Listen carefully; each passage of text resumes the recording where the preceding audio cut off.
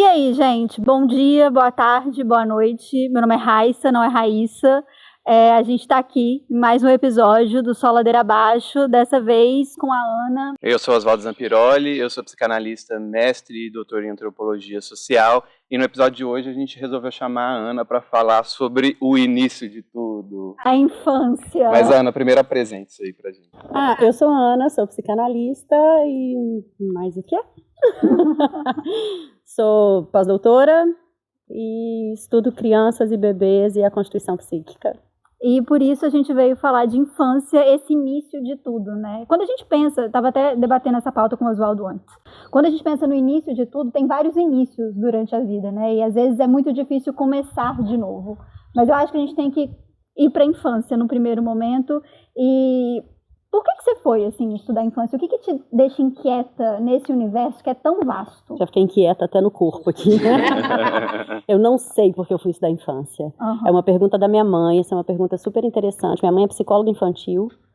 E aí eu tenho várias hipóteses psíquicas, psicanalíticas, teóricas, técnicas, assim, né? Eu costumo brincar que eu fui para os bebês porque foi uma resolução edípica maravilhosa para mim. Meu pai, paixão da minha vida, neuro. Meu professor de neuro, e minha mãe psicóloga infantil. Então eu falei assim, vou juntar uma coisa com a outra, deu a psicanálise do bebê, porque aí eu saio da minha mãe, trago meu pai, não vou competir com ninguém. Mas o início de tudo foi quando eu larguei todos os outros cursos que eu fazia na faculdade, fazia direito, fazia educação física, fazia outras coisas da vida. E aí quando eu larguei tudo, que minha mãe e meu pai me deram um ultimato, falaram assim, um curso só. Falei, beleza. Aí eu comecei a trabalhar com bebê síndrome de Down. Aí dos bebês síndrome de Down, falei, cara, mas eu quero mais bebês. Aí eu fui para os bebês prematuros, aí eu não saí mais. Aí nos bebês prematuros eu falei, tem alguma coisa aqui que é fascinante. Que é fascinante. Que é mais do que psicanálise, que é corpo, que é psicanálise, que é, sei lá, é uma coisa mais completa, assim, que eu me apaixonei. E esse início da vida psíquica, assim, como é que... Tem muita discussão, né? Na psicanálise freudiana a gente não fala de um psiquismo na via intrauterina, mas isso é uma coisa que eu tenho pensado muito justamente por causa da teoria da Lu. Da Lu Salomé, né, no caso. O que você acha de um psiquismo na vida intrauterina? É possível? Já começou assim com a pedrada, né? Posicione-se, quase que assim, né? Posicione-se. Não precisa se posicionar, mas isso é uma dúvida que às vezes eu fico fritando, assim, porque aquele corpo de alguma maneira tá ligado a algo mais, que é nessa minha operação que eu tô agora, do sentimento oceânico, então você não é um corpo, nem a mulher que tá ali é um corpo só, é aquilo, o corpo não é mais meu, porque de fato você tá dividindo o espaço com alguém. Então, o que será que tem ali, né? A gente tá falando de um psiquismo freudiano, mas será que já não tem um traço minêmico? Tem. Não, certamente que tem. Eu estou ouvindo, né, você fazer a pergunta, eu estou pensando o tanto que eu não consigo advogar a favor de uma única teoria, né? Eu não consigo. É uma coisa assim absurda para mim pensar numa única teoria. Mesmo quando a gente trabalha com adulto, eu não consigo. A técnica, sim. Vamos seguir uma técnica ética de um único autor ou de uma base teórica mais consistente. Mas eu não dou conta de pensar o psiquismo a partir de uma teoria só.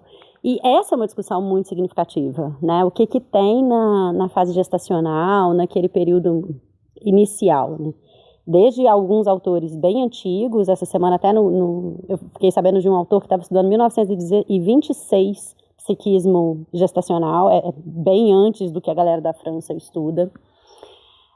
O Freud vai dizer que não tem, em absoluto, não tem. Me perdoem falar do Reich, mas o Reich vai dizer que tem. E aí depois Pierre Halloney vai dizer que tem. O Ferenczi né? fala também, né? O Ferenczi fala que tem traços, né, do que tem. O que eu entendo hoje, assim? O Lacan fala que não tem um psiquismo intrauterino, mas que desde sempre você já é dito, então de alguma forma você já existe, esse impacto vai acontecer desde o seu nascimento. Mas tem uma pegada no Freud que as pessoas às vezes não estudam, que é a questão da protomemória, e acham que a protomemória é uma coisa assim, é uma memória arcaica e tal. E quando a gente vai estudar a bioquímica gestacional, porque quando você trabalha com bebê você tem que estudar muito a parte orgânica, quando você vai estudar a bioquímica gestacional, você vê que a protomemória está na bioquímica gestacional. Então, assim, aquilo que aquela criança passa é uma bioquímica gestacional que vai impactar depois os campos de desprazer e prazer, os campos de repetição, os campos pulsionais, né? A questão das respostas endorfínicas, o que aquele corpo busca como um estado de esterogestação. Então, eu acho que tem uma protomemória muito importante, mesmo no Freud, que a gente tem que pensar que vai se repetir depois. E outras coisas que o nascimento também vai interferir no campo psíquico. Peso de nascimento, um monte de outras coisas. É muito louco, porque quando a gente pensa na ideia de um controle, que existe uma fantasia de controle, você vê um negócio desse, do peso do nascimento e dessas variáveis, você dá uma gargalhada que você fala assim, bicha, eu não tenho o menor controle. Controle? O controle o controle é pra gente trabalhar na clínica, porque ele é em vida, não. É muito louco poder pensar isso, porque a minha fritação no momento é dessa relação que a mulher vive da união com esse corpo de novo, né? Você vive enquanto bebê e depois você pode viver isso quando você está gestando. Então, para a Lu, né, esse estado de união, como é que não volta para esse início de tudo? E aí a maternidade também não é uma maneira de reviver a sua própria maternagem. E esse é um pânico que eu tenho, assim, pessoal. Eu ia até dizer isso, né? O quanto que essa revivência, ela é pavorosa para muitos psiquismos. Né? Não é, a maternidade não é bem-vinda para todo mundo. De forma alguma.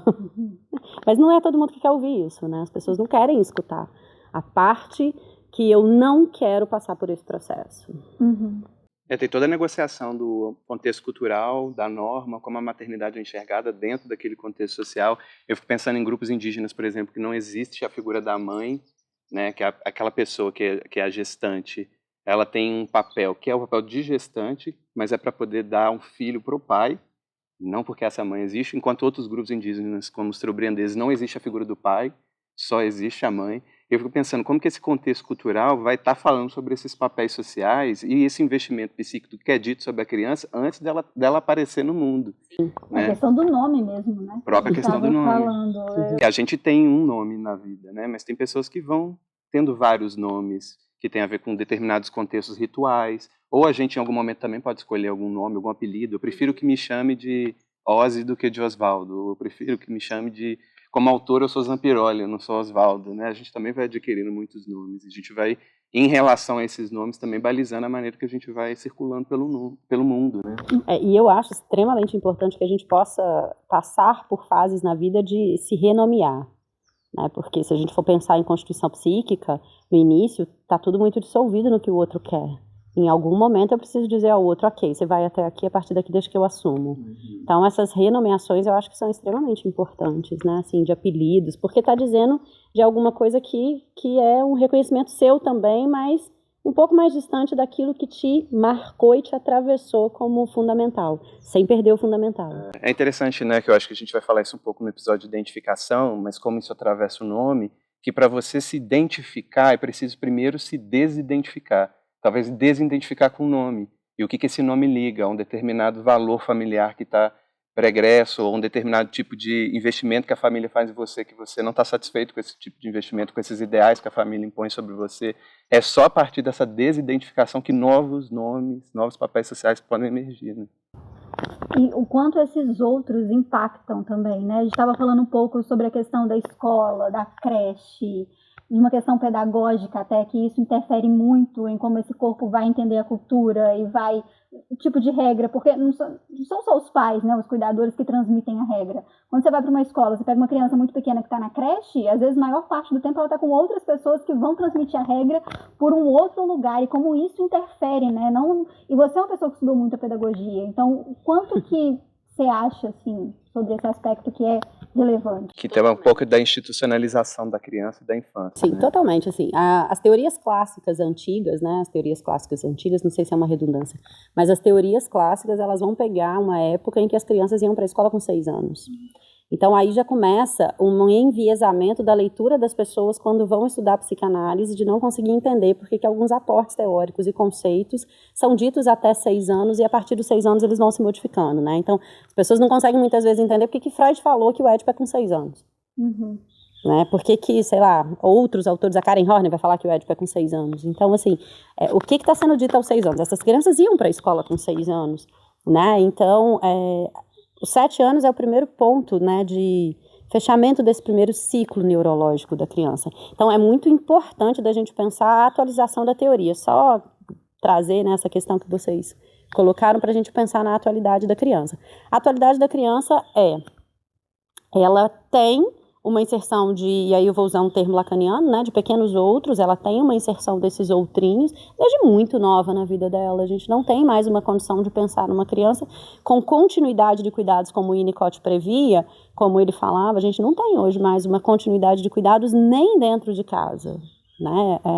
As guardas compartilhadas, elas muitas vezes fraturam essa continuidade de cuidado. Então ela tem as guardas compartilhadas, ela tem a creche, ela tem uma babá, ela tem cuidadores, então ela tem múltiplos cuidadores. Então a gente tem que pensar o que está acontecendo de fenômeno hoje de uma identificação dessa criança, do reconhecimento dessa criança sobre si, dos fenômenos que se fazem hoje, né, de diagnósticos. Esses diagnósticos têm muito a ver também com o reconhecimento da criança, mas na clínica não dá simplesmente para hoje você fazer uma entrevista com pai e mãe.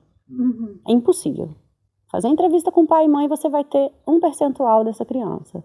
Então, a disponibilidade clínica de quem trabalha com criança muito pequena, tem que ser uma disponibilidade de escuta daquele que está dentro de casa, muitas vezes a babá, de escuta dos avós para ouvir o que está acontecendo, de ir à escola, de observar essa criança na creche, porque não é mais, e aí de novo o Winnicott, né? Você não consegue mais saber quem é essa criança dentro do ambiente facilitador dela, porque você tem tantos ambientes que você já não reconhece os ambientes facilitadores mais dessa criança. E é isso que está acontecendo. Então, o analista precisa ter uma disponibilidade maior para dar conta de enxergar quem é essa criança nesse todo. O que ela captura de cada um desses campos, né, de ambientes. Isso, né? Uma matéria que eu li esses dias e que eu fiquei pensando de um documentário que eu vi sobre as estrelas mirins da Disney. Então, a Miley Cyrus e tal, que foram muito expostas e que ficaram completamente marcadas por aquilo e deram uma totocada mesmo, assim. E como esse lugar do influenciador e do TikToker hoje de expor as crianças, e como é que a pessoa estava falando, né, que quem consome, essas pessoas viram uma referência, então... Tipo o Felipe Neto e o irmão dele. O Lucas Neto. Não, mas eu escutei de uma criança próxima esses dias, da Virgínia. Eu falei assim, gente, uma trambiqueira, não, pelo amor de Deus. Ela faz perfume de waffle que tem cheiro de mofo. Sabe, que referência é essa que essas crianças estão tendo, que elas consomem, inclusive de maternagem. Então eu vou cuidar como a Virgínia cuida das filhas dela e também dessas crianças, tipo Maria Alice, que eu descobri o nome da filha da Virgínia. Eu fiquei chocada com esse conhecimento. De Maria Alice, que está sendo exposta e que vira um conteúdo antes de nascer, e aí agora as crianças têm perfil no Instagram antes de nascer. O ultrassom tem perfil antes de nascer, né? Então tem uma expectativa em torno da primeira foto do ultrassom da filha da celebridade, do influencer. E aí você vai ver nos comentários das pessoas, já aparece a mãe, já tem o nariz da mãe. Gente, é muita exposição. Ou seja, na ultrassom essa imagem faz sujeito, faz pessoa, né? Isso que você estava falando um pouco, que está sendo dito. A gente tem que, porque na hora que você falou assim, né? Por que essas crianças, por que essas pessoas viram uma influência para essas crianças, né? Por que viram uma imagem para essas crianças, né? O que na verdade está faltando para que essas pessoas entrem como imagem? Porque a minha primeira pergunta é assim, cadê as imagens que na época dos avós entravam e que agora não entram mais? Então, se alguém está entrando é porque abriu um buraco. Então, o primeiro ponto para a gente analisar é um fenômeno cultural. Por que é que essas pessoas estão entrando com tanta força enquanto um espelho, se na verdade o espelho deveria ser uma relação especular com o cuidador primordial e não especular com alguém que não tem nenhum campo significante dessa criança, que na hora que for embora vai deixar um espaço vazio. Então a primeira pergunta é assim, o que está faltando, né, nessa estrutura de marca, de constituição, para que um desconhecido faça marca numa constituição? A criança ela sempre vai buscar o registro, sempre. Então, é da tendência dela que ela busque o registro. Ela vai buscar a marca, ela vai se implicar, o terceiro tempo da pulsão, né? Tomara que faça. Ela vai te provocar para que você olhe para ela, para que você diga alguma coisa sobre ela. Né? E o segundo ponto, né, quando você estava falando sobre essa imagem, por que é que há uma busca, né, de um reconhecimento nesse olhar vindo dos pais? Por que os pais, por si só, já não são suficientes, né? Por que a gente está entrando nesse circuito de entregar para o outro um reconhecimento que deveria ser meu? É que entra nesse lugar narcísico, que é a minha grande piração teórica, mas que a gente vê, muito se fala sobre o excesso do narcisismo, né? As pessoas falam sempre de uma maneira patológica, fulano é narcisista, mas nesse sentido, como tem uma falta de uma consistência narcísica, que você precisa do olhar do outro o tempo todo. Você não tem uma consistência de falar, eu quero fazer isso. Não, o outro ele tem que me autorizar o tempo todo. Então é de um narcisismo completamente quebrado. E as redes sociais entram muito nisso. Você me autoriza, e aí olha a foto do meu filho, você tem que compartilhar tudo. Gente, vamos nos restringir. E é uma linguagem coletiva. E aí, a partir do momento que vira uma linguagem coletiva, vira um mito coletivo. Então, ou você faz parte, ou você não faz parte do laço social. Então, qual é a forma de laço? Que, de certa forma, a gente tem que olhar enquanto um fenômeno psicanalítico, né, Então, acho que enquanto fenômeno psicanalítico, a gente precisa olhar para isso e perceber muito mais como que a gente vai intervir e ficar, obviamente, se questionar, né, onde foi que alguma coisa se perdeu, mas não pode simplesmente ficar olhando e falando assim, porque não sei o que, porque não sei o que. Não tem como a gente fugir desse fenômeno. Não tem como. Então, muita gente vai no consultório, porque quanto tempo de celular você acha que uma criança pode usar? Aí eu olho e falo assim, quanto tempo usa? Usa tanto. Então usa. Então eu já sei que aquela criança usa. Então não adianta eu negociar de que não precisa de celular, não precisa usar, né? Então, senão vira um ideal também, né? Não, você tem a menor chance, não tem. Mas também a proibição do uso do celular, fala, meu filho não toca no celular até os 10 anos de idade. Aí ele chega na escola, é tablet, é internet o tempo todo. Fora da realidade. E aí os amiguinhos todos com celulares, então vira uma espécie de alienígena. Exato. Ver uma televisão fica assim. Tá fora da realidade. Então, a psicanálise nunca se propôs a estar fora da realidade. Freud foi muito, muito sensato quando ele disse a psicanálise precisa ser atualizada para a realidade, ser atualizada nos tempos da cultura. Então, o tempo da cultura é o tempo do especular no celular, do especular na rede social. O que a psicanálise vai dizer sobre o especular na rede social? O que está acontecendo com o desenvolvimento cognitivo das crianças, social, emocional, psíquico, o impacto disso. É nossa responsabilidade pensar nisso que está acontecendo. E não combater a rede social. Ela não vai embora, ela é muito mais forte do que a gente.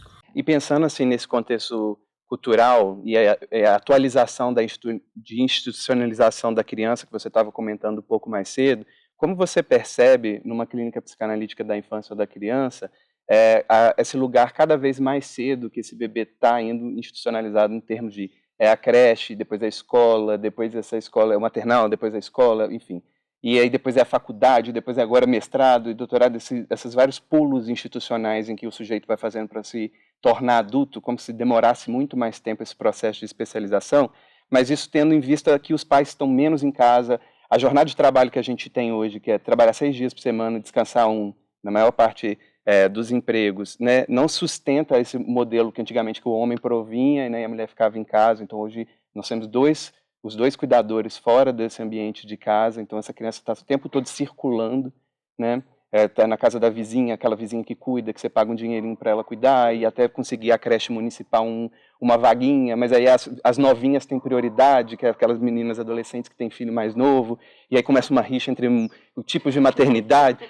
Todo esse conflito social que a gente tem em torno dessas instituições do cuidado e como esse cuidado ele tem um para-lugar, digamos assim, outros lugares que margeiam esse cuidado. Como que você pensa a clínica psicanalítica hoje nesses múltiplos espaços em que a criança circula até se tornar o que a nossa sociedade considera pronta, adulta e preparado, né? E quanto que isso impacta o sujeito para essa sensação também de estou preparado, né? Nunca, né? Tipo, preparado para quê, né? Qual é o fim da jornada, né? Assim, se a gente pensar, o fim de uma jornada acadêmica é o doutorado, mas já criaram pós-doutorado, então... E que você pode ter inúmeros. Aí limitaram a 3. Que você fica fazendo pós-doc até passando concurso. Isso, limitaram a 3. Aí depois de 3 você vai fazer concurso. Aí depois que você passa no concurso, agora você tem que orientar. Aí você começa a orientação de TCC. Não, agora eu oriento mestrado. Agora eu oriento doutorado. Então, tipo, você nunca tá pronto, né? Assim. Mas o eu do futuro tá pronto, né? Não. O Oswaldo do futuro vai ter isso aqui resolvido. Não, e tomara que ele esteja, porque de certa forma a gente vive da esperança de chegar. Meu pai falou isso comigo hoje, eu falei, caramba, A gente vive da esperança de chegar num lugar que quando a gente chegar não é esse lugar mais. E é exatamente isso. Esse é um bom... Que bonito. É uma boa frase, um bom conceito. Ele foi meu aluno de psicanálise. Brincadeira. Não, Taylor Swift fala que a gente vive pela esperança disso tudo. Trazendo... E aí a gente entra numa situação muito complexa de patologias e de funcionamentos, né? Depressivos melancólicos. A perda dessa esperança é muito perigosa. Muito. Você não olhar para o teu eu do futuro é muito perigoso. Você não ter um ideal para olhar e falar assim, eu vou chegar ali, é muito perigoso. Porque você tá vivo, né? Nesse lugar. É você se ver tá para além do tempo, né? Se você está incomodado, você tem angústia, né? Se você está incomodado com alguma coisa, você tem que fazer alguma coisa. Se você tem que fazer alguma coisa, tem movimento, tem caloria, tem calorimetria, tem alguma coisa funcionando. Né? Agora, quando você não tem que fazer... O corpo está quente, exato. Agora, se o corpo estiver frio, aí acabou, aí não tem. Mas voltando para a criança, que você me perguntou das creches, isso é um fenômeno já dado, né? Creche é um fenômeno dado, escola pequena é um fenômeno dado. O que eu falo muito com os meus alunos e converso muito quando os pais me procuram é o seguinte: se você não sabe qual é a necessidade da criança, você não sabe o que você está fazendo por ela. Então a gente precisa pensar assim, qual é a necessidade de um bebê recém-nascido, onde ele tem que estar e do que ele se alimenta, psiquicamente, emocionalmente. O que é completamente diferente de uma criança de 2 anos. Ela vai se alimentar de outra coisa. Que é diferente de uma criança de 7, né? Então assim, primeira coisa que você tem que saber, e aí enquanto um profissional também que vai trabalhar com criança, seja em qual área, é o que é o desenvolvimento. E aí eu não estou falando só de desenvolvimento psíquico e emocional. Você tem que conhecer a criança como um todo. Você tem que saber desenvolvimento físico, desenvolvimento motor, neurológico, cognitivo, social, lúdico, afetivo, emocional, para você poder olhar e falar assim, tudo bem dessa criança ir para a creche com 4 meses, não tem problema. Mas qual creche?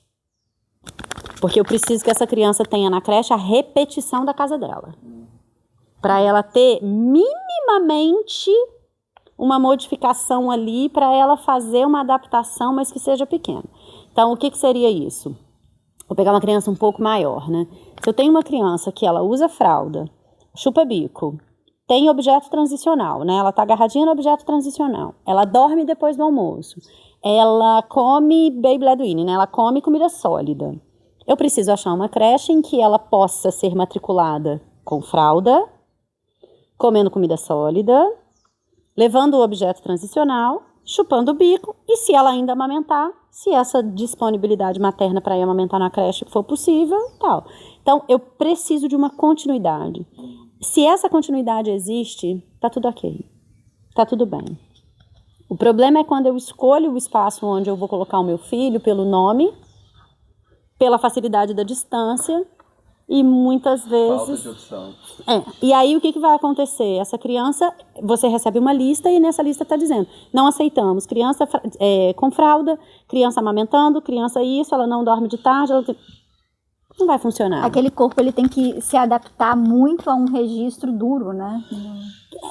A criança pequena, e aí eu tô falando de uma criança até 3, 4 anos, ela tem que estar num mundo adaptável. Uhum. E esse mundo adaptável não é um esforço para ela não pode fazer esforço para viver. Uhum. A criança pequena não pode fazer esforço para viver, ela tem que naturalmente existir. Uhum. Porque ela já faz tanto esforço interno. Um dia eu perguntei para meus alunos, quem tem mais angústia, criança pequena ou adulto? A resposta deles foi imediata. Claro que o adulto. Não. Uhum. A criança tem muito mais angústia. Pelo conceito econômico do Freud do que é angústia, a criança tem mais energia livre e ela não tem escolha de objeto. Se eu tenho energia livre e não sei escolher o objeto, logo eu tenho angústia. Uhum. Eu tenho energia sobrando. Então eu já tenho uma criança que tem que fazer um esforço tremendo para comunicar ao outro quem ela é, para receber do outro quem ela tem que ser. Se eu ainda der para ela um espaço de adaptação terrível, acabou. Eu vou fechar todos os campos dela de vitalidade, de crescimento de cabelo, crescimento ósseo, crescimento de unha, olheiras. Então, assim, o corpo vai denunciar a fragilidade do que eu estou fazendo com ela. Até para ela conseguir se contornar, né? Entender o que é esse mundo externo e conseguir introjetar, porque senão você está enfiando muito goela abaixo. E aí, quando a gente vai para as psicopatologias, das doenças psicossomáticas, da anorexia e de várias outras que têm a ver com essa borda, o que aconteceu? Aconteceu uma fragilidade de borda. Uhum. E aí, como é que você tira o lugar de sustento? Como é que você trata uma pessoa com uma doença psicossomática se ali é o lugar em que ela se sustenta? Que é o perigo de você querer tirar completamente o sintoma. Não tem como tirar o sintoma. A ideia de cura dentro da psicanálise é um erro até epistemológico. Porque Totalmente. não tem como a gente falar de cura, Totalmente. porque aquilo sustenta a pessoa. Sem a menor chance, é onde ela, é a identificação dela, né? É onde ela se identifica, então ela tem que estar naquele lugar sintomático. É mortífero, então a gente vai trabalhar o mortífero do sintoma, deixando o sintoma sobrevivível, digamos assim. Nós somos interdependentes, a doença, a gente tende na modernidade contemporânea a ser colocado como o oposto da saúde, mas a doença nos constitui, o envelhecimento é um processo de alguma forma de adoecimento do corpo, o envelhecimento, você vai se tornar dependente, e a gente não encara isso dessa maneira, a gente encara como uma questão para ser combatida, a gente usa até linguagem de guerra, né? A gente fala, o vírus entrou, nós vamos combater o vírus, assassinar as bactérias. Cara, tá cheio de bactéria boa no nosso intestino, a relação é muito diferente, assim, né? Isso nos constitui. É muito menos dialética, né? Porque tem essa questão da linguagem, é bom, é ruim, tem que combater, tem que defender. Eu acho que tem muito mais tons de cinza aí. E a cura, ela pressupõe um retorno ao ponto anterior da doença. Não, a gente é aquilo depois da doença, ou a gente é aquilo depois dessa moléstia, ou desse mal-estar e dessa angústia. A gente melhora a nossa qualidade, mas a gente não rompe com a nossa constituição. Não tem como. Não tem como, eu não tenho como romper com a constituição do meu eu ideal. Então, tipo assim, se lá no início da minha vida eu passei por uma situação muito grave no meu corpo físico, isso está marcado. Isso está marcado. O que eu vou fazer com isso ao longo da minha vida é uma qualidade do desenvolvimento de quem esteve ao meu lado, dos ambientes específicos, do quanto que eu dei conta de arrumar aquilo, de dar um jeito naquilo. Mas aquilo vai ficar marcado a vida toda, né? E é interessante você falar desses lugares de patologia, porque todo o desenvolvimento psíquico da criança pequena passa por espaços que mais tarde vão se transformar em patologias. Então passa por espaços melancólicos, por espaços depressivos, por espaços de muita ansiedade. E são naturais do desenvolvimento, de agressividade, de pertinência, de bagunça. Então, assim, o que é natural ao longo do desenvolvimento é proibido se você depois cresce. Então você não pode mais voltar para o teu espaço autístico, vamos jogar um problemaço aí pra galera, né? Você não pode voltar para o teu campo autístico mais. Nem hiperativo. Você não pode voltar para o tempo da tua falta de atenção e que muitas vezes você não tem que prestar atenção em tudo mesmo. A criança não tem que dar conta de tudo, ela não pode dar conta de tudo. E às vezes você está vivendo um momento da tua vida que tá impossível dar conta de tudo. Porque é o início de conversa, né? O que é tudo? Porque é essa lógica de um completo, né? Uma receita que de A a Z você vai conseguir. Não tem nada. E aí, né, assim, fulano tá muito sumido, tá trabalhando muito. Não, às vezes o fulano tá sumido porque ele não quer ver ninguém mesmo. E tem uns momentos, né? Acho que a pandemia trouxe muito isso da relação que se estabeleceu com o isolamento, né? Várias pessoas falaram assim, cara, foi bom porque eu não tinha essa obrigação de estar do lado de fora, de estar gastando energia com o outro, e tiveram outras pessoas que entraram num completo desespero, tipo assim, não, eu preciso do outro, porque estar dentro de si é muito angustiante. Que é a qualidade do bebê. É a vivência do bebê e é a qualidade psíquica que a gente vai absorvendo ao longo da vida, né? Ontem eu vi um vídeo que era um urso polar andando em cima de placas de gelo no mar. E aí fazia o movimento do mar e a imagem estava no urso e aí era alguma frase do tipo assim, para quem sabe o que está fazendo, não há muito desespero. Enquanto estava no urso, eu estava ótima. Abri um pouquinho, Quando abriu a imagem inteira, que apareceu de fato o mar gelado, enorme. Nossa, eu tenho muito e não desespero. tem nenhum continente ali. Exato. E ele estava em cima de placas instáveis de gelo. Eu olhei e falei assim, eu suporto o sentimento oceânico, mas eu não suporto ele enorme.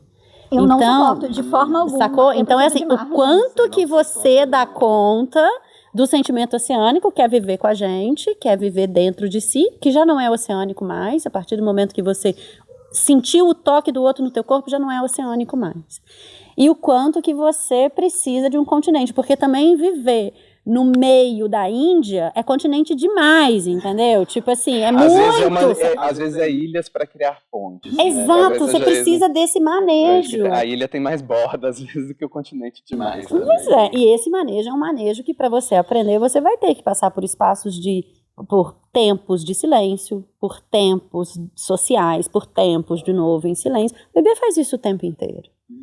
Né? E é impressionante, né? Alguém olha um bebê e fala assim, ele é ótimo, ele fica quietinho um tempão brincando só com ele. Aí você olha um adulto que passa um tempão brincando só com ele, não vai brincar, né? Porque senão a gente vai para uma questão autoerótica, mas que passa um tempão sozinho, você olha e fala assim, antissocial, né?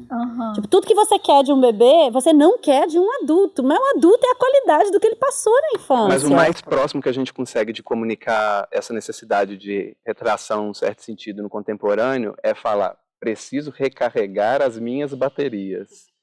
Mas isso é colocado como se o outro fosse aquele que minasse a bateria, né? Ou não necessariamente uma vontade de ficar sozinho, não necessariamente por conta desse outro. Você coloca a culpa no outro, né? É o outro que é o espelho, né? É o outro que vai te falar quem é você nesse sentido. E é interessante você falar disso, que eu tô lembrando assim, aí vem os esquemas mentais, né? Que eu só consigo pensar em psicanálise em esquema mental, né? Não em matemas, mas em esquemas mentais. E aí quando você fala do outro minando, se eu tenho um circuito que eu recebi o primeiro objeto e os primeiros objetos vindo da tradução de outra pessoa, vê se tá indo. Eu, bebê, gritei. Algum adulto, de preferência adulto, ouviu o meu grito, traduziu o meu grito a partir da experiência dele e me trouxe um objeto. Experiência de satisfação do Freud, básica. Esse objeto veio, me marcou em termos de prazer ou de desprazer e eu começo uma repetição em cima dessa sensação. Então, eu tenho esse objeto que é dado. E aí o que eu começo a fazer? Na constituição do ideal do eu, não mais do eu ideal, eu começo a olhar para o outro e falar, o que eu tenho que ser para você me dar esse objeto de novo? O que eu tenho que ser para eu receber esse objeto de novo? Então, quando eu preciso recarregar a bateria, a primeira coisa que tem que se pensar é o seguinte, está muito no outro. Eu estou o tempo inteiro perguntando para o outro, o que eu tenho que ser? Porque se eu simplesmente sou, e é impossível a gente simplesmente ser o tempo inteiro, em algum momento, em alguma medida eu tenho que negociar com o outro também. A gente somos corpos porosos, né? A gente está atravessado por uma série de coisas. Eu tenho que negociar com o outro em algum momento e falar assim, tá bem, aqui eu te entrego e aí eu recebo e tal. Agora, se o tempo inteiro eu tô perdendo energia, é porque o tempo inteiro eu tô ligado no outro. E não em mim. Então eu tô olhando pro outro e falo assim, o que eu tenho que ser agora? Agora eu tenho que ser isso. O que eu tenho que ser agora? Até agora eu tenho que ser isso. Agora eu tenho... Não tem como. Aí eu vou perder energia. Exatamente.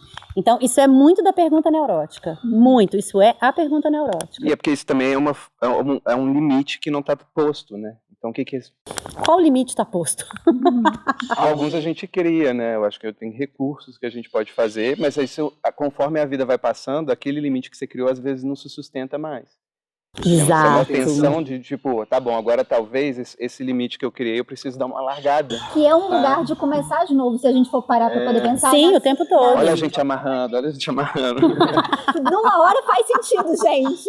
Eu confio na associação livre. Uma hora o negócio vai. Cara, a constituição de borda no desenvolvimento psíquico primitivo, a constituição da borda do bebê, ela é muito frágil, assim, ela é firme naquilo que a gente olha e fala assim, cara, como é que isso chegou aqui?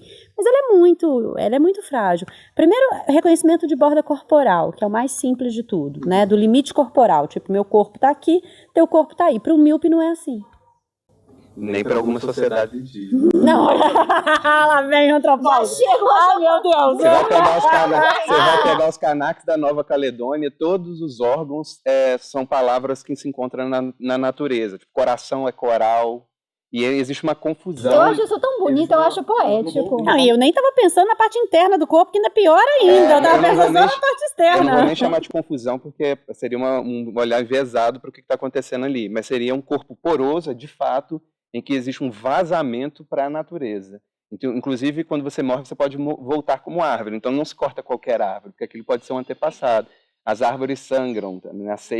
Sangue e seiva é a mesma palavra. Que é uma coisa, Lu, eu fui direto na Londres, eu percebi, nesse todo. Nesse todo da natureza, que é uma coisa muito frita, que a gente, pelo menos eu, vai me dando, a minha neurose, ela vai atacando, que eu falo assim, margem. Mas aí é outra lógica de margem. Não, total, é porque eu tô num lugar, eu tô falando de uma determinada linguagem. Aí é um oceano enorme. Uhum.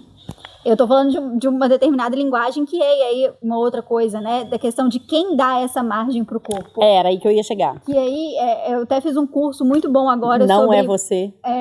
Mãe, margem... Não sou eu que dei a minha margem. Não fui eu quem me deu a margem. Pois é, e aí pensando muito sobre figura materna, kkkk, mas essa ideia, né, de margem e de escritoras que eu me peguei e falei assim, gente, eu só leio mulher que fala sobre mãe. E aí Helena Ferrante, Annie Ernaux, que escrevem sobre mãe, chamam isso de margear.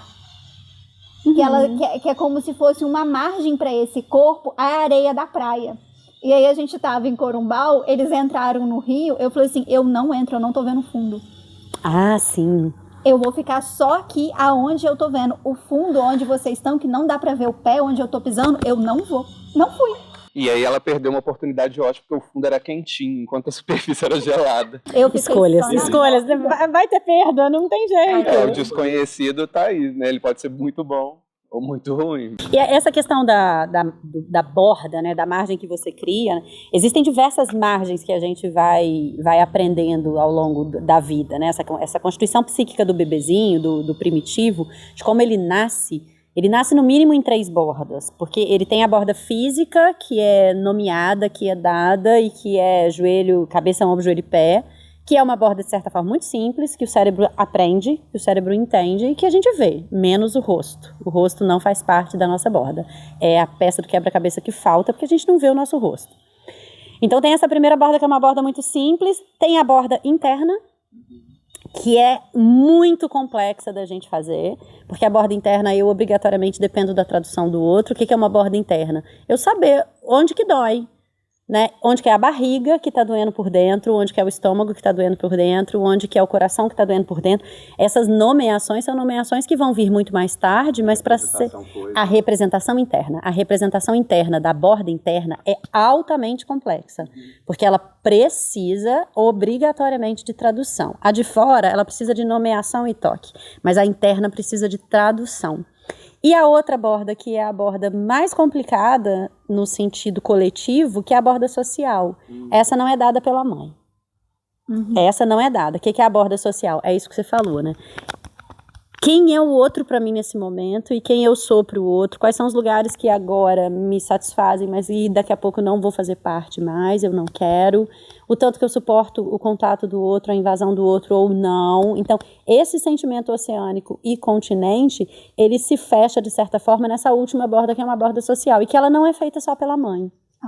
Agora, se a gente voltar na tua pergunta sobre os lugares que as crianças vão desde muito cedo, olha o quão caótico é você receber uma borda de uma voz, aí de tarde você recebe de outra voz, aí na outra tarde você recebe de outra voz, aí de noite você está recebendo de outra voz, aí você tem um toque com uma temperatura, outro toque com outra temperatura, e aí, tipo assim, é complicado. Então, alguns diagnósticos de hiperatividade, eles não são de hiperatividade, eles são diagnósticos na falha da borda, pela multiplicidade de registros de uma única borda. E que é difícil organizar, não tem um contorno.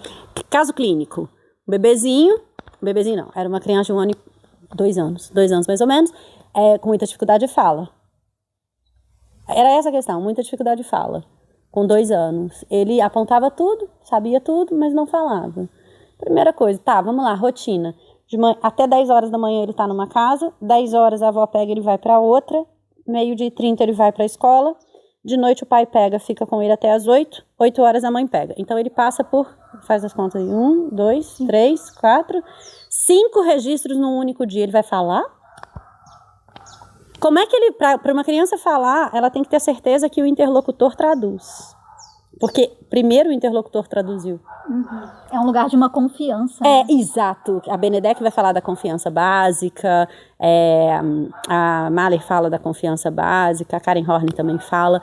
Então, assim, para a criança ter a certeza que ela pode falar e que ela será escutada, primeiro ela foi traduzida por alguém que percebeu o corpo dela. Se eu tenho 5 ambientes numa criança de 1 ano e pouco por dia, ela não vai falar. Então, não é um atraso de fala. Me parece muito desafiador pensar a clínica psicanalítica para criança. Porque, É enigmática. cara, muito você mais tem do que a do adulto. Você tem que lidar com os pais, com a creche, com a escola, com a avó, com o vizinho que vai cuidar. Como que é isso? E você tem que lidar com a realidade de uma família que muitas vezes não tem outra opção. Aí você fala assim, beleza, então o que é a clínica que mais destrói o teu narcisismo. Eu imagino. Não, qualquer outro caso assim é ficha, né? Você carrega nas costas. Porque é você olhar e falar assim, beleza, é muito simples, vamos reorganizar essa família, vamos reorganizar a rotina dessa criança, ó, rápido. Uma casa só. Não dá. Aí você vê um conflito familiar que tá assim. Não dá. Primeiro que a casa da mãe e a casa do pai não é a mesma. Aqui, só esqueleto debaixo do monte, sabe? Então, ela é a denúncia do possível. Do que é o possível. Então, assim, se toda a clínica psicanalítica a gente lida com o possível, a clínica da criança pequena é o mais a radicalização do possível. Para dar conta, você tem que ter trabalhado muito todas as dores da tua infância. Todas é ótimo, né? Eu falei todas porque talvez eu gostaria que eu tivesse trabalhado todas. Mas a gente volta para esse completo, né? É que não existe, mas você tem que ter trabalhado muito as suas dores de infância. Muito. Eu falo que assim, eu vou chamar de treinamento porque chama treinamento, mas o treinamento mais perverso na formação de um analista com o bebê é o método Sterbick. Você passa mais de 300 horas observando um bebê em relação com as pessoas. O que você pode fazer? Nada, você só pode observar. Se o bebê está chorando, você observa ele chorando. Se a mãe está desesperada, você observa a mãe desesperada.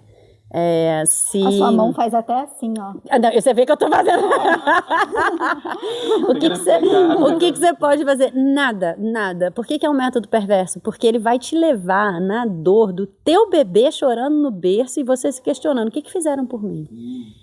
O que aconteceu aqui? E aí você tem que saber, até no seu lugar enquanto analista, dos seus limites, né? Do que você consegue. O que você dá conta ou não. Do que você dá conta ou não. Quando eu tive filho, eu não trabalhei com bebê. É um lugar que pode desorganizar muito. É um lugar desorganizador, por natureza.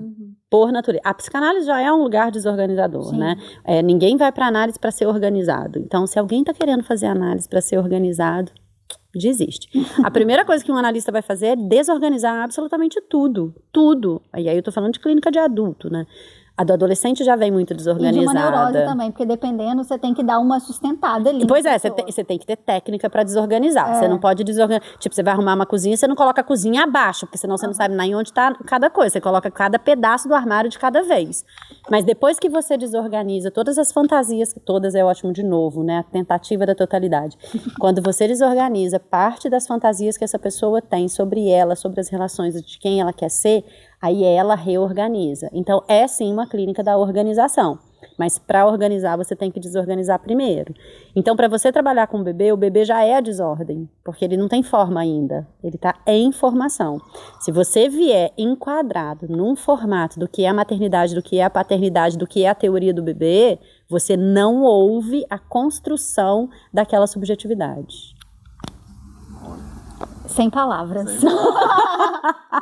Volto para um registro que ainda não tinha linguagem.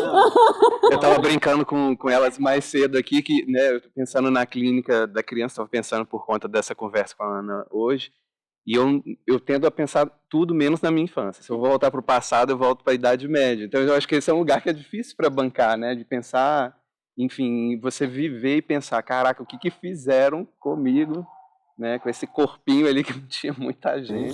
Não tinha agência nenhuma, porque um bebê, se não cuida, ele morre. Gente, mas é protetivo você não lembrar.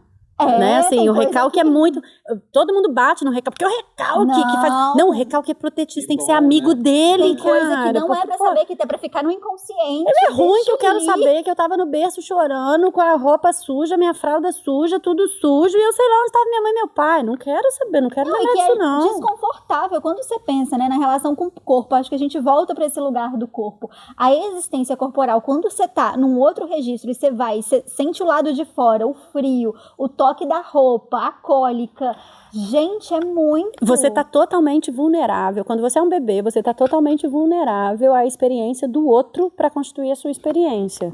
Então, se você tá com frio, você não tá com frio, você tá com uma sensação térmica. O outro tem que reconhecer que é frio e o outro tem que colocar o casaco na medida da tua sensação térmica. Isso não existe. Não, e é aquela coisa Isso que simplesmente não existe. Então você tá completamente entregue à vulnerabilidade do outro. E que o outro tem que saber que é frio também, porque a gente fala também do lugar do registro da maternidade, da paternidade, dos cuidadores ali, que às vezes ele não consegue reconhecer que é frio. E essas pessoas cuidam de crianças. Então é aquela coisa também de uma repetição que é daquele outro, e às vezes aquele outro, às vezes não, sempre aquele outro é rodeado de questões e que passam pra você e que fica, né? Quer ver uma questão muito, muito importante e que aí não tem nada a ver com psicanálise, mas tem a ver com esse lugar psíquico, porque para você trabalhar com criança, você tem que ter um lugar psíquico para trabalhar com a criança. Então, não é qualquer um que vai trabalhar com a criança. Isso não é um lugar psíquico melhor, pior, não importa. Inclusive, eu gostaria de ser uma pessoa muito mais impermeável ao outro, mas se eu me tornar uma pessoa impermeável, eu não consigo trabalhar com bebê. Então tem assim, é péssimo, porque eu chego no lugar, eu sinto assim, o psiquismo aberto, o psiquismo é aberto, então isso é muito ruim, mas é uma condição necessária para se trabalhar nessa clínica. Mas você quer ver um problemaço que eu vejo muitas vezes? É concurso público. O concurso público, por exemplo, hospitalar, muitas vezes não está descrito que você vai trabalhar com criança. Então, você passou, aí você é designado para trabalhar com criança. Teu psiquismo está pronto para trabalhar na pediatria, com crianças sofrendo? Técnico de enfermagem para trabalhar em UTI neonatal. Muitas vezes vai porque não tem outra opção, porque tem que trabalhar, porque tem que ganhar... Teu psiquismo está pronto para trabalhar numa UTI neonatal, para ver aquele corpinho ali de 550 gramas. Concurso jurídico, muitas vezes, que você vai trabalhar em vara da infância. Velho, você está pronto para trabalhar nessa parada? Você está pronto para trabalhar assim em abrigo? Família acolhedora. A família acolhedora até é uma escolha, mas quando você faz o concurso, você é designado para trabalhar em abrigo? Não, tipo... Você me falou isso... Não é assim que tem que funcionar. Você falou isso e me levou diretamente para um grupo de estudos que eu fiz com você. Eu não lembro que livro era. Eu lembro que esse caso ficou muito marcado para mim, muito marcante. Que foi de um bebê que ele se comunicava... Um bebê não, uma criança, mas que se comunicava com fio. E aí ele só conseguia falar quando encostava o fio na outra pessoa. Sim, E aí, quando foi resgatar, como é que foi, né, o nascimento desse bebê, quem ele tinha feito laço foi com a máquina de respiração, porque ele ficou, sei lá, 6 meses internado numa UTI neonatal. E aí ele precisava do fio para poder se comunicar. Então, ele conseguiu fazer muito, né, eu acho, assim, de alguma maneira. Mas é algo que fica muito marcado desse início de tudo, né, da infância. Fica e são situações que tem que ter muita delicadeza. Né? Tipo, escolas, né, assim, já questionei muitas pessoas, inclusive aqui na cidade, né, sobre isso.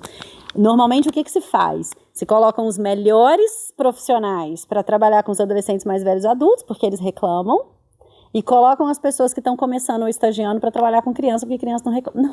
Não! Entendeu? Não, a infância não é lugar de fazer experimento. Não é lugar de você colocar uma pessoa despreparada. A infância é o espaço em que você tem que colocar a pessoa melhor preparada. A pessoa que mais sabe lidar com aquilo dali. A que mais se trabalhou, entendeu? Se você for para Noruega, Dinamarca e tal, grande parte das escolas, inclusive, isso é até polêmica, não tem mulheres professoras e cuidadoras de creches de crianças acima de 2 anos. De 2 a 7, você não tem mulheres, você só tem homens. A variação hormonal feminina impacta o corpo da criança. O homem tem menos variação hormonal, o homem tem menos variação emocional. Então, ele impacta menos o corpo da criança. Gente. Ai, adorei sua cara. Então, assim, é um mecanismo protetivo. Eu acho que é como essa sociedade também está enxergando essas mulheres. Mas eu entendo que existe uma discussão ali em torno, né, dessa atenção à infância. Mas achei esquisito. E até porque, assim, tem uma questão desse impacto no sentido de hormônios mesmo, sabe? Hormônios de TPM, hormônios em vários níveis. E de um psiquismo, e aí a gente está entrando nessa questão de gênero que eu não queria muito trabalhar, mas quanto menos variação você tiver perto de uma criança, se você não é a mãe e o pai, se você é um cuidador contratado, quanto menos variação você tem, de certa forma, para a criança é melhor. Porque não tem uma variação. Ela tem menos impacto. Mas aí você também diz de um lugar Eu não tô dizendo de uma pessoa assim não, tá? Pelo amor de Deus, que essa pessoa tem que ter prosódia, pra cima, pra baixo, pra cima, pra baixo, pra cima. Mas assim, sabe aquela pessoa... O que a gente fala muitas vezes na análise? Nossa, vou falar um negócio com minha mãe, ela gritou comigo. Uma coisa tão inofensiva. Você tem isso numa pessoa desconhecida, o impacto é um impacto ruim. E você vê a questão do corpo, né? Como é que é marcante. Me incomoda muito um discurso da psicanálise que não considera o corpo, que acha que a gente é só uma linguagem que flutua, porque, gente... Alfineta, né? É a histeria. O corpo, eu me apropriei desse lugar, eu não quero abrir mão dele, não. O corpo, ele existe, ele demanda, ele tem essas flutuações. É claro que o lugar cultural que a gente dá para isso é uma coisa discutível, mas não é como se ele não existisse, que as primeiras experiências de vida, elas são feitas ali, elas são vividas ali. Vamos até pensar numa questão conceitual e epistemológica. Existe psiquismo sem corpo? Não. Eu posso até pensar, existe um psiquismo gestacional? Tem corpo, tem vida, tem tudo. Agora, não existe psiquismo sem corpo. Não existe psiquismo sem corpo. Não existe. Não há a menor chance de um psiquismo gravitar em algum lugar. Poxa, esse era o meu sonho. Às vezes você fala, eu queria ser só um robô. Não tem como. Não, que vontade de ser um robô, sabe? Não ser orgânico. O sonho de todo neurótico é ser perverso. Não, toda vez que eu penso num futuro assim, porra, tudo bem morrer, mas eu queria ter uma consciência que pairava para só observar como as pessoas iam continuar a humanidade. Queria ser um psiquismo ambulante, assim, flutuante. Tem como, o psiquismo morre com a morte do corpo. É por isso a minha psicossomática, meu corpo falando. Você tá vivo! Não tem como. E a questão E a minha psicossomática fere, tá? Não é? Fere. Ai, meu Deus. Se eu falei da psicossomática, você já... Não, eu tô lá ainda na psicossomática. Eu falei, que constituição precária. Mas era 40 minutos, ele tá lá nos 10. Não, quando a gente fala, a gente é precária, né, eu amigo? um fogo baixo, tô um pouco lá atrás. Mas isso é importante da gente pensar. Não existe um psiquismo que não esteja num corpo encarnado vivo. Agora, a questão da linguagem, né? Existe uma linguagem sem a existência de um corpo. Né? Então, quando a gente pensa, né, na linguagem que atravessa o bebê, esse bebê pode não existir e essa linguagem já existir. Mas essa linguagem está num psiquismo de alguém que tem corpo. E para ela fazer fruto, ela tem que ter outro corpo para impactar. Então, ela não é uma nuvem, sabe, assim... de dados que fica gravitando, ela é transmitida por corpos, e para ela ter efeito, ela tem que ter um corpo vivo. Então, esse bebê é dito antes dele nascer. Sim, esse bebê é dito antes dele nascer em corpos encarnados. Essa linguagem vai fazer efeito quando esse bebê nascer. Sim. Ainda que ele tenha sido dito. Então, assim, a temporalidade dessa linguagem, ela sim, a gente tem que reconhecer que isso tem marcas, obviamente que a gente reconhece, né? Lacan foi importantíssimo na clínica do bebê. Mas tem corpo, tem a massa amorfa de carne, tem meia libra ali. Porque senão vai fazer registro do quê? Então, o psiquismo não gravita. E eu queria, né, se for possível, você falar um pouco sobre a importância do corpo e desse cuidado do corpo do bebê no início da infância, como isso... Escolhe a teoria. Como se eu pudesse falar de qualquer uma, né? A que você preferia, a que você Escolhe acha que faz mais sentido pra você. Nossa, aí você me deixou numa roubada, mas numa roubada, porque assim, faz sentido pra mim Freud, faz sentido Lacan, Margaret Mahler faz sentido, Winnicott faz sentido, Spitz faz sentido, quem não é psicanalista, M. Pickler faz sentido. Então, assim, a constituição do corpo, a constituição do psiquismo vai se dar eminentemente pelo cuidado corporal. Isso é fato, é fato. A qualidade e a quantidade de respostas E aí a gente tá falando, sim, de comportamento. Ai, porque psicanálise não lida com comportamento. Lida sim. Não, a gente vive numa questão que é comportamental. Ai, a psicanálise não trata do consciente. Você fala como? Trata sim. A psicanálise está completamente atravessada pelo comportamento, pela resposta. Pela cultura, gente. Quando criança, por modulação neurológica, comportamental, orgânica, somática. Então, assim, qualquer teoria que você pegue de constituição psíquica, ela depende do cuidado corporal. E aí ela depende eminentemente da qualidade corporal e do cuidado corporal. Qualidade corporal que eu estou dizendo é como essa criança veio ao mundo. Essa criança veio ao mundo de uma forma típica no sentido, ela não tem nenhuma situação adversa, então ela veio com peso ok, e tal. Aí entra a parte dos cuidados, né? Quais são os psiquismos que vão cuidar. Essa criança veio na prematuridade, qual prematuridade? Na extrema prematuridade, 400 gramas, ou ela veio numa prematuridade de 2 quilos, que já é completamente diferente. Até o tempo de cuidado. Completamente diferente, né? E há diferenças absurdas. Essa criança veio com pé torto congênito, ela vai ter que operar, ela vai ficar com gesso 3 meses, nos primeiros 3 meses de vida. Pô, qual a relação dela enquanto objeto dela mesma? Do autoerotismo. Do autoerotismo e dela ser objeto dela pulsional, dela ter prazer no próprio corpo, ela sente dor o tempo inteiro. Uma criança em refluxo grave, que sente dor. Como que ela lida com o social se na verdade ela não sabe se ela que está produzindo o desprazer ou se é o outro que está produzindo? Eu não quero saber do outro. E você vê como a clínica do adulto, gente, não tem como. Você tem que perguntar da clínica da infância. Não tem como falar, de pensar que a clínica do adulto às vezes tem esse discurso, né? Já passou. Não, se passou, não tá na análise. Você vai pra análise porque alguma coisa não passou. Se passou, você não vai pra análise. Você vai fazer o que na análise? Você vai perder seu tempo, dinheiro? Não, tá doido. Tá doido é ótimo, né? Um termo péssimo, né? Gente, você estava falando, eu fiz uma viagem muito louca. Eu vi o seu olhar, assim, em outro universo. Enquanto você estava falando, né, desse nascimento, e às vezes nascimento prematuro, aquela criança é colocada dentro daquela incubadora. E aí eu fiquei pensando na ficção científica. Todo imaginário que a gente tem de abdução é como se fosse uma incubadora. De nave, né? Uma nave. E a nave mãe. É sempre a nave mãe. Ai, que maravilhoso isso. Aí você fica lá numa máquina, pessoas estranhas que estão ali nesse sentido, né? Que elas nunca vi nada. Acabei de nascer, nunca vi essas pessoas. Aquele monte de alienígena em volta de você. E é uma fixação. E todo mundo fazendo testes no seu corpo. Em relação porque exatamente, tem gente que erotiza toda essa lógica dessa captura, da abdução. Mas eu fiquei pensando, caraca, que sublimação que essa galera da ficção científica tá fazendo com o nascimento, assim, né? Muito da ficção científica tá dentro do campo psíquico. É muito absurdo. Eu às vezes assisto é ótimo. Gente, o alien, que a fêmea tem que colocar o ovo no macho, e o macho nasce assim no ser humano, né? A partir de uma forma de parasitoide de relação com aquele corpo humano. Mas a gente estava discutindo um dia desses, na viagem para Corumbau, a questão do parasita, né? Como tem essa são muito... O meu pai olhou pra gente e falou assim, vocês ficam assim o tempo inteiro? Aí eu disse, mas eu descansa, não. Você foi falando, eu fui assim, caralho, isso é uma cena de abdução de ficção científica. E eu tenho uma pira com ficção científica, eu acho que eu vou levar isso pra nós. Mas são pessoas, né? São pessoinhas encarnadas com psiquismo muito aberto. As pessoas que pensam, né, os filmes de ficção científica são psiquismos muito abertos. O que eu tô chamando de psiquismo aberto?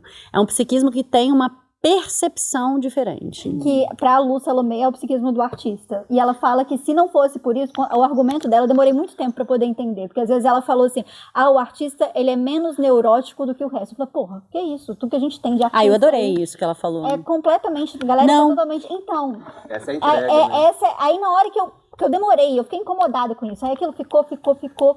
Mas é que é um lugar que a pessoa consegue dar um destino que se não fosse aquilo... Não, enlouquecia. O que seria, e é muito bonito de conseguir ter essa percepção e conseguir produzir algo a partir disso. E quando eu falo assim desse psiquismo muito aberto, é porque pra mim ele é mais visceral, então às vezes eu não consigo nem explicar o que é, né? Mas é muito interessante eu andando na rua, isso eu já contei várias vezes em aula e tal, eu não consigo não olhar uma criança. E é impressionante a captura da criança no meu psiquismo. Dela, Aham. Então, às vezes, ela tá do outro lado. Eu nem sei, nem olhei a mãe, não olhei o pai, não olhei a babá, eu não sei quem tá com essa criança. Mas eu e a criança, a gente tá ali, ó. O psiquismo chama, sabe? É um negócio, assim, que é interessantíssimo que acontece. Porque aí eu sei que meu psiquismo tá conectado com aquilo dali. E que é muito físico. Você tem essa sensação? Meu corpo chama. Então, porque eu, às vezes, no consultório, eu sinto muitas coisas no meu corpo. Qual que é ruim? Quando isso está relacionado ao adulto, isso vai pro lado paranoico. Uhum. Então, quando eu tô em relação com um adulto, eu tenho que segurar muito, analisar muito, muito, para eu não fazer a pergunta, o que ele tá querendo de mim? Porque quando eu trabalho com crianças e bebês, eu entro no campo da criança que fica perguntando o que o outro quer de mim. Então, é diferente do adulto. No adulto, na clínica do adulto, eu tô tentando desconstruir isso. Na clínica da criança, eu tô construindo isso. Uhum. Eu preciso que ela construa isso, porque não tem psiquismo que se constitua sem a pergunta o que o outro quer de mim. Então, tá certo, ela tem que se submeter. O adulto, ele tem que sair dessa submissão. E aí, muitas vezes, eu me pego na metade do caminho. Eu tô assim, com quem que eu tô? Peraí, deixa eu ver aqui, com quem que eu tô me relacionando? Porque se eu ficar demais submetida ao adulto, que é uma tendência que eu tenho que segurar o tempo inteiro, dá ruim pra mim, como pessoa. A gente tem muito ponto que dava pra poder entrar, assim, é sempre... Eu ainda tô nos 10 minutos iniciais do vídeo. Tem muita pergunta que eu quero fazer. Eu escutei você falando com a sua filha, assim, antes, que foi, a gente sempre perde, você tem que escolher o que você vai perder. E numa conversa de 1 hora, a gente perde muita coisa. É como se a gente abrisse vários pontozinhos, né, e que em algum momento faz sentido, que a gente falou do início de tudo, mas a gente falou... Não, é no máximo um ponto e vírgula, mas que por causa do tempo literal também, tá escurecendo, a gente tem que encerrar, mas eu queria agradecer muito, Ana. É sempre um prazer. Foi muito assim, bom. É um prazer te escutar, porque para mim a psicanálise depende muito de quem faz essa transmissão, né? E a sua transmissão, ela bate muito bem no meu corpo. Então é aquilo que faz sentido, porque algumas eu olho assim, a misteria fala assim, é muito discurso de mestre, isso aqui eu vou furar. Isso aqui não faz sentido. Não vou dar conta disso daqui. Eu não vou dar conta. Mas a sua, então é sempre um prazer assim de escutar. Eu me senti em casa. Spoiler, ela está em casa. A gente está na casa. Estamos na minha casa. Muito obrigado. Você quer falar seu arroba para o pessoal que está assistindo? @Ana Costa Ribeiro. Isso aí, ela passa várias coisas legais lá no Instagram. E tem Vinho e Psicanálise. Se você está assistindo isso agora em outubro, novembro e até dezembro, tem Vinho e Psicanálise no Autoria e também vai ter o evento. 14 de dezembro, entra no Instagram Vinho e Psicanálise, que tem muita coisa legal lá também. É isso, gente. A gente se vê no próximo episódio. Muito obrigada. Obrigada. Tchau, tchau. Tchau.